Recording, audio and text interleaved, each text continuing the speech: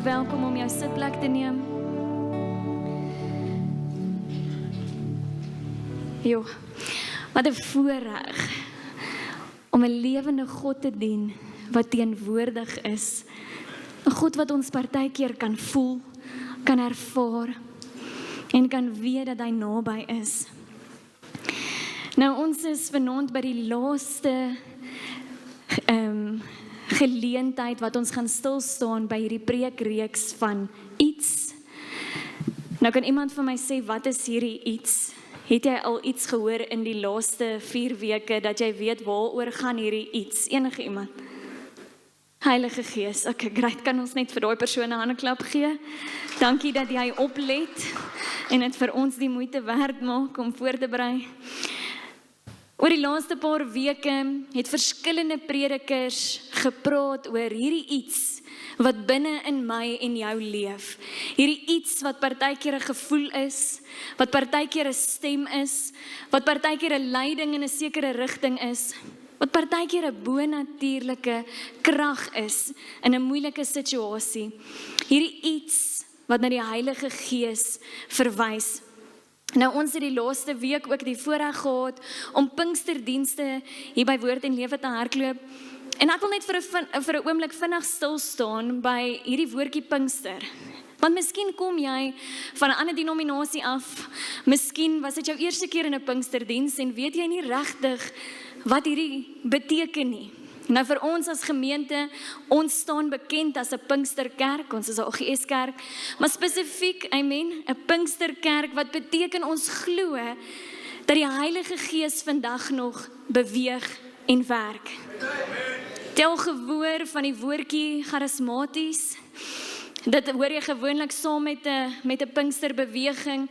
Dit beteken nie dat ons plek maak en erkenning gee dat die Heilige Gees nog deur sy gawes werk. Dat hy gawes het wat hy aan my en jou gegee het en dat hy deur dit werk om ander mense aan te raak. Nou in die Pinksterdienste het jy dalk 'n ervaring gehad waar jy omgeval het, waar jy verskriklik hoendervleis uitgeslaan het gedurende die aanbidding. Miskien het jy hartstogtelik begin huil. Miskien het jy net ewe skielik in tale begin praat en was al hierdie dinge vir jou miskien vreemd. En het jy nie verstaan wat regtig nou gebeur nie, dan wil ek vir jou sê, moenie bang wees nie. Maak plek vir die Heilige Gees, want dit is net 'n manier hoe hy manifesteer in elkeen van ons se lewe. Ons gaan bietjie meer daaroor praat vanaand, maar ek wil jou gerus stel dat die Heilige Gees in daardie maniere partykeer tasbaar raak, so half as 'n bevestiging dat hy reël is. Dis partykeer daardie gevoel wat jy kry net om te weet dat hy's naby. En dis die voorreg om 'n lewende God te dien. Nou ek wil vir jou lees uit Johannes 14 vers 26 vanaand wat sê, en wanneer die raadgewer, die Heilige Gees kom, wat die Vader in my naam sal stuur, sal hy julle in alle opsigte onderrig en julle ook herinner aan alles wat ek vir julle gesê het. Nou, in die laaste week van die Pinksterdienste het ons baie verwys na die eerste kerk en wat vir hulle gesê was. En as ons gepraat het oor die Heilige Gees, dan het ons gesê dat die Heilige Gees gaan kom en die disippels moes gewag het sodat hulle krag kan ontvang deur die Heilige Gees om getuies te wees. Maar dit was 'n herinnering van dit wat Jesus kom sê en doen het. En wanneer Petrus opstaan en met die eerste kerkmense, die eerste sondaars praat om tot bekering te kom, dan getuig hy oor dit wat Jesus kom doen het. Hy kom en herinner hierdie mense van hierdie Jesus wat op aarde was. En dan gee hy ook 'n onderrig. Hy kom leer hulle deur leiding van die Heilige Gees wat nou moet gebeur. Hoe hulle nou moet leef en hoe hulle iets in hulle lewe moet verander om Jesus nou te kan volg. Maar iets wat ek besef rondom die Heilige Gees en spesifiek hierdie woordjie iets, is dat ek en jy, en in baie gesprekke met baie mense oor die jare wat ek al gehad het, so maklik na die Heilige Gees verwys as iets. En wanneer ons sê hierdie iets, of die Heilige Gees, dan word hy so half 'n entiteit, of 'n ding. Iets wat nie eintlik persoonlik is nie. Dis om te sê, die Zayn, die Siobhan, die Martus, ewe skielik is daar nie meer 'n verhouding nie, maar word ek half vir die voorwerp, die stoel, die tafel, nie iets met wie ek in verhouding kan tree nie. En ek glo die heel eerste ding wat die Here wil hê ek en jy vanaand moet leer is dat die Heilige Gees is deel van die drie-enig. Hy's ook God, maar hy's ook 'n persoon met 'n persoonlikheid. As ons in die Nuwe Testament lees in hierdie gedeeltes waar Jesus die disippels leer oor die Heilige Gees, is daar so plus minus 19 keer waar hy praat van hy. En nie net die nie. Daar is baie gedeeltes waar hy praat van die Heilige Gees, maar baie keer in 'n sin sal hy sê, die Gees van waarheid gaan kom en hy gaan jou kom leer. En hy gaan jou onderrig, hy gaan jou herinner, want hy is 'n persoon met wie ek en jy ook in verhouding moet staan. Hierdie iets wil ek hê jy moet vanaand vervang met die woordjie hy. Daardie gevoel, daardie leiding, daardie gedagte, was hy, die Heilige Gees, wat met jou wil praat en met jou wil werk. Nou ons kernskrifgedeelte is Johannes 14, vers 16 en 17 vanaand, wat sê, en ek sal die Vader vra, en hy sal vir julle 'n ander raadgewer stuur, om vir altyd by julle te wees. Hierdie woordjie ander raadgewer in die Grieks, ander verwys na die woordjie allos, wat beteken nog een van dieselfde soort. Met ander woorde, 'n God, soos wat ek is. Soos wat ek die seun is, wat nou met julle hierdie deel, net soos wat ek is hy. Dieselfde soort. Raadgewer verwys na die woordjie parakletos, wat beteken om langs aan iemand geroep te word om hulle te help, hulle raad te gee, hulle te versterk en hulle te verdedig. Met ander woorde, nog een soos God, wat gaan kom om jou te help, jou te versterk, jou te verdedig, jou raad te gee. Vers 17 sê, die wêreld is nie in staat om hom te ontvang nie, omdat hy hom nie kan sien of ken nie. Julle ken hom egter, omdat hy by julle gaan bly en in julle sal woon. Hy gaan by julle bly en hy gaan in julle woon. Nou daai is ons twee fokuspunte vir vanaand. By julle wees en in julle woon. Hy woon in jou, hy's by jou, maar hy bekragtig jou ook. Hy's nie net by jou nie, hy werk deur jou. Nou kom ons staan net vinnig stil by daai eerste gedagte van by jou wees, naby aan jou wees. Eintlik so half, daar's in Johannes, wanneer Jesus praat van, dat ek en jy in die, if we need to be in the, wat is the branch, wat is die skrifgedeelte nou, dit ontgaan my nou heeltemal, skus. Abide in me, remain in me. So as hy praat van dat jy gaan vrug dra, moet ons by hom die lood ingeskakel wees. Daar die woord wat hy sê, if you need to remain in me, dan praat hy ook van hierdie Heilige Gees, dat ek en jy by die Heilige Gees ingeskakel moet wees. Dan sê hy, om by die Heilige Gees ingeskakel te wees, beteken to make your home in. Your dwelling place moet in die Heilige Gees wees. Johannes 16 vers 8 tot 11 verduidelik hierdie gedeelte van wanneer ek en jy by die Heilige Gees is, dan is daar 3 goed waarvan hy ons kom onderrig Ons 3 redes vir hoekom hy kom om by ons te wees. Vers 8 sê, wanneer hy kom, sal hy sorg dat die wêreld van 3 dinge waterpas in die oë moet kyk. Dit het te doen met hulle sonde en God se oordeel oor hulle. In die eerste plek sal hulle nie daarvan kan loskom dat hulle sonde gedoen het nie. In die tweede plek sal hulle besef dat die reg aan my kant is. En in die derde plek sal niemand die finale oordeel van God kan keer nie. Die 3 dinge vir die Heilige Gees om naby aan jou te wees, is sodat hy eerstens vir jou kan wys wat se sonde is in jou lewe. Sodat daar conviction kan gebeur, 'n herstel en 'n restaurasie om te kan uitwys, hierdie waarmee jy besig is, bring nie eer aan God nie. Hierdie is 'n leefstyl wat moet verander. Daardie sonde moet geïdentifiseer word. En dan praat dit van, ons moet gelei word op geregtigheid. Met ander woorde, ons het nou afgeneem van sonde, ons kies nou die geregtigheid van God, die pad van waarheid. Ons kies nou 'n pad saam met Jesus, een wat vir hom eer bring, en een wat my soos hom laat lyk. En laaste, sodat ons bewus raak, dat daar 'n oordeel is, dat daar consequences is, dat ons nie lauwarm kan bly nie, dat ons nie met 1 voet in die wêreld en 1 voet in die kerk kan bly staan en dink dit is oukei nie. Die Heilige Gees is juis vir jou gestuur om by jou te wees, sodat jy daardie besluit kan neem om weg te draai en om net die pad van geregtigheid na te jaag.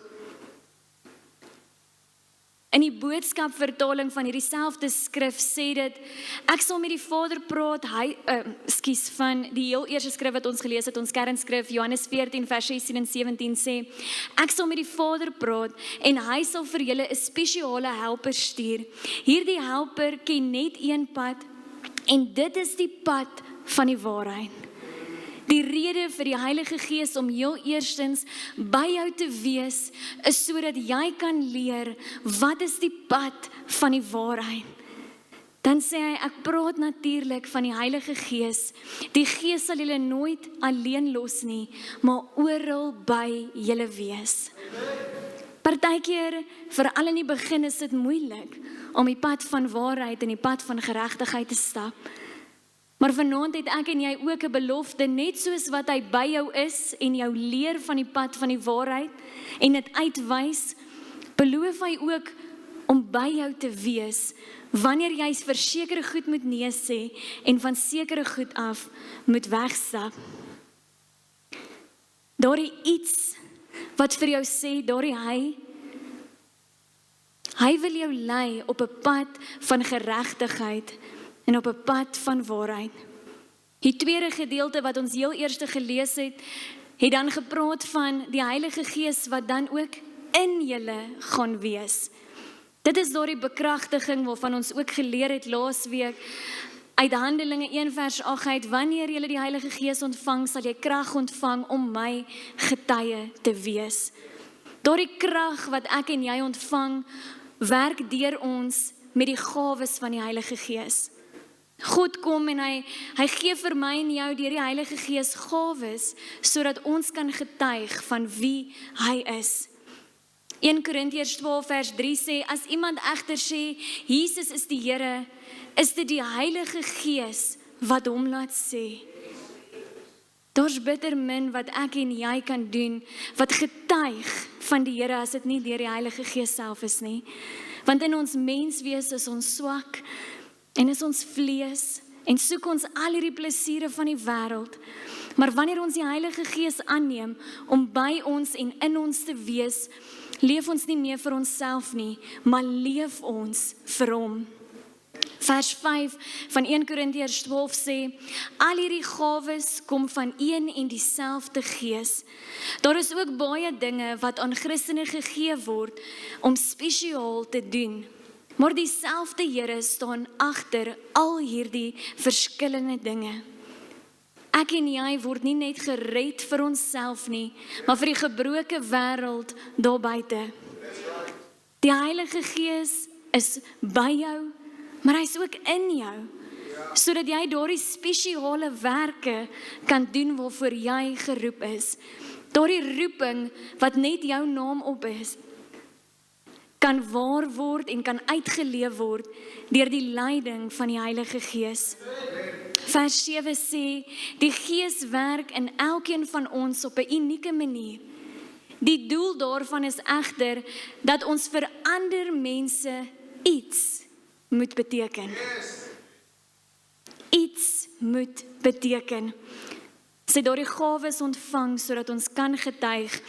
En ons lees dat verskillende maniere waarop hierdie gawes kan werk en ons daardie iets kan beteken, is in vers 8. Party mense kan vir mense goeie raad gee oor hoe om te leef. 'n Ander vertaling praat van 'n woord van wysheid, 'n woord van kennis.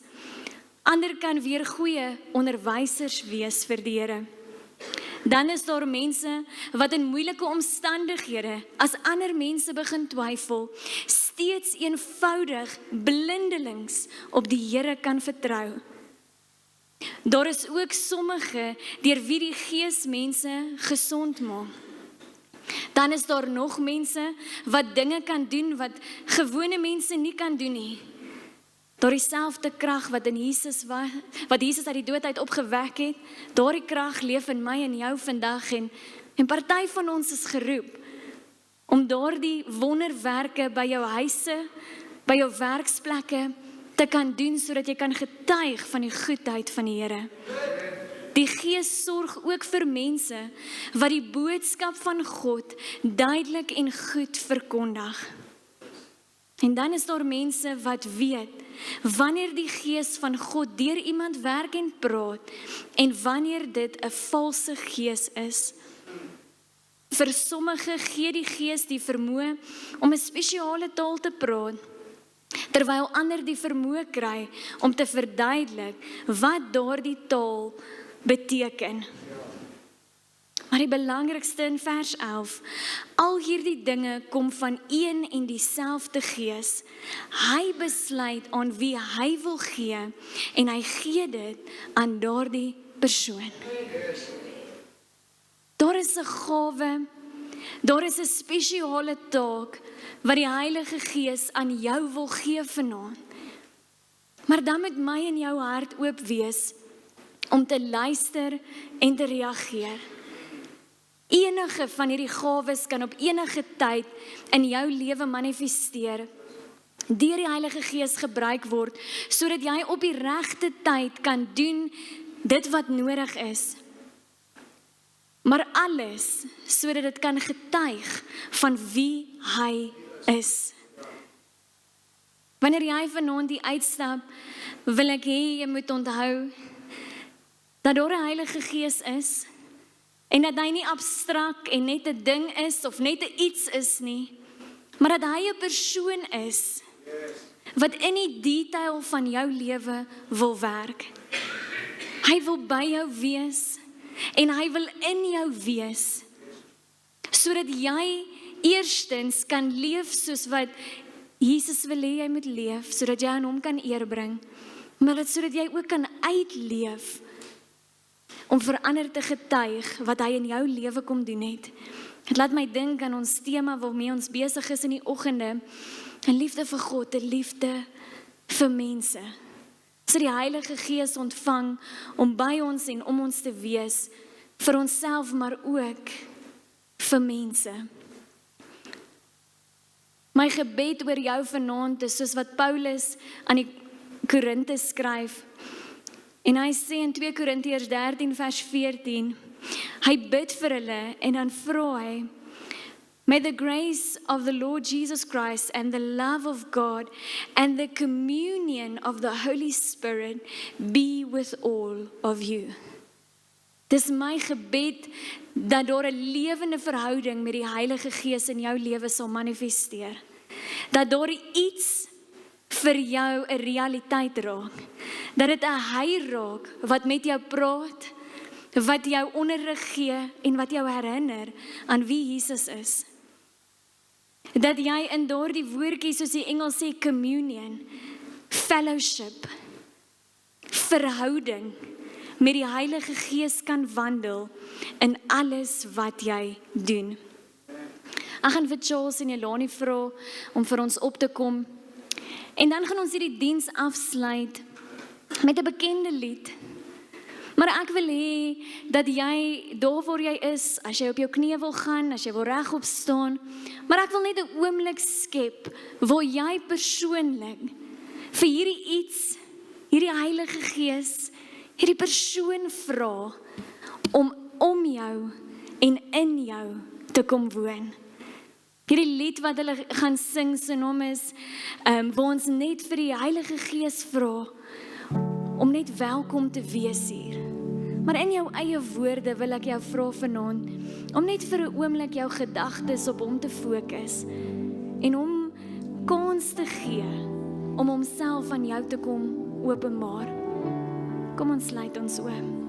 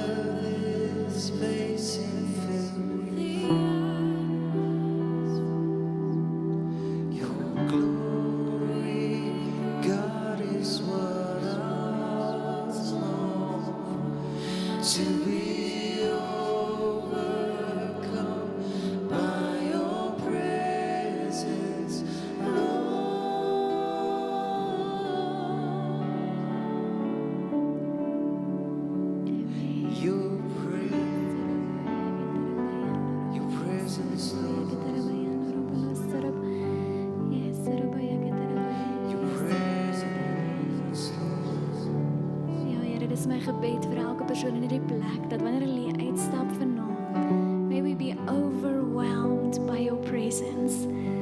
Heilige Gees, mag U kom, mag U om ons en in ons wandel hierdie week. Here, ons harte is oop vanaand om deur U gelei te word. ons sensitief vir U stem, dat ons U sal herken in alles wat ons doen. Ek bid 'n seën af oor elke persoon wat uitgekom het vanaand. Here, ek bid dat U hulle sal dra en sal oplig en sal versterk in hierdie week. Mag U ook antwoorde bring daar waar harte soekend is vanaand. In Jesus naam. Amen. Ons gaan in hierdie teenwoordigheid gaan ons afsluit en ek wil jou uitdaag soos wat jy uitstap vanaand. Wil jy nie net die Heilige Gees vertrou en by een persoon stil staan en hulle net bless, net 'n seëngebed oor hulle doen vir die week wat voor lê nie. Ons sien julle weer volgende week. Dankie.